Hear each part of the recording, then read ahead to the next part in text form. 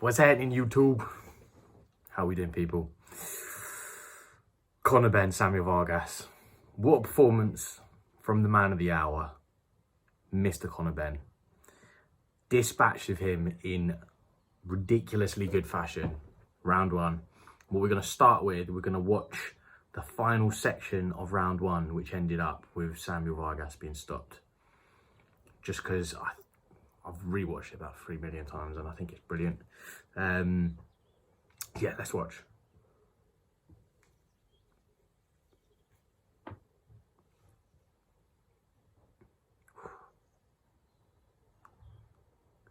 It's controlling distance, nice. Oh.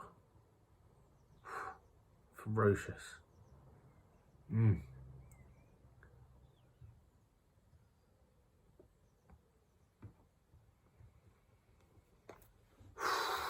That's a good stoppage. I don't know whether there would have been any argument about that. Those punches together. Now, he's not a ridiculously powerful puncher. He didn't have that like concussive, like one spark and he's out kind of power. But he does have sharp power and he does have that kind of stinging power. That'll get your attention. That will, if you allow it to accumulate for more than 3 or 4 punches, can really, really rattle you. And the other thing is, he's fucking accurate. He is accurate.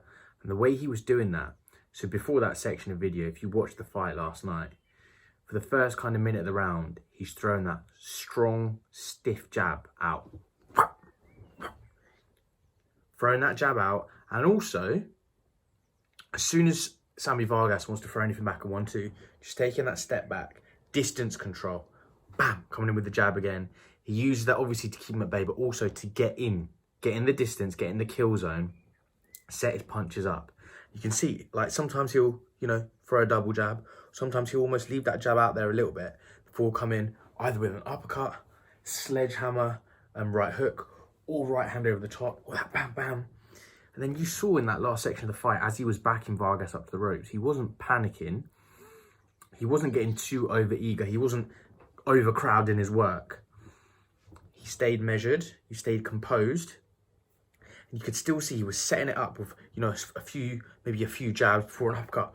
A jab and then a right hand, jab, then an overhand right hook, maybe a few shovel hooks. But that kind of performance where you're able to put those punches together like that and that accurately, you're dangerous for anybody. And he's quick. That was quick from Conor Benn. Yeah, and as I say, that was a good stoppage. And, Sammy Vargas is no slouch. He's a good fighter. He's been in there with the best, as most of you will know. Colazzo, Garcia. And nobody stopped him like that.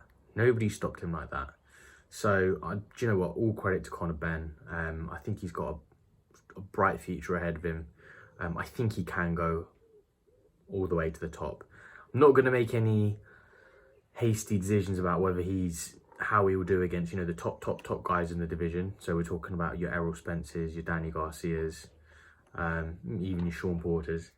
Still got a little bit of another year and a half, I reckon, he'd get in with some of them. Next, I want to see him, Amir Khan. He said in the post-fight presser, he was saying he'd like to get in there with Amir Khan. I think that'd be a good fight. Amir Khan wants one last fight before he's done with the sport. I think Conor Benn stops him late. Between round 5 and round 8, I think he'll catch him. Because Amir Khan would have watched this fight and he's obviously going to know Conor Benn can start quickly. He's quite accurate. He's got sharp punching power. And if he puts those 2 or 3 punches together on Amir Khan, we already know about his chin. A little bit suspect. You put Khan away. So I think Khan will come out trying to box smartly. I think for the first 4 or 5 rounds, his boxing IQ and ability and his experience probably keep him out of danger. And I think, Conor Benn's young, he's hungry, he's the destroyer. He will eventually find him and clip him. But I mean, look, if it's not Amir Khan, some people saying Kell Brook, Yeah, maybe. I think maybe it'd be better for him to box somebody. Who else is just outside the welterweight division? Maybe Virgil Ortiz Jr. Though they won't let that happen yet. Though they're kind of Virgil Ortiz being groomed for success in the same way Conor Benn is. They will meet somewhere down the road, though, I'm sure. What's that Russian guy? I think he lost last night, actually. Sergey Lipinets. I'd like to see him in there maybe with someone like that. I think he beats him as well.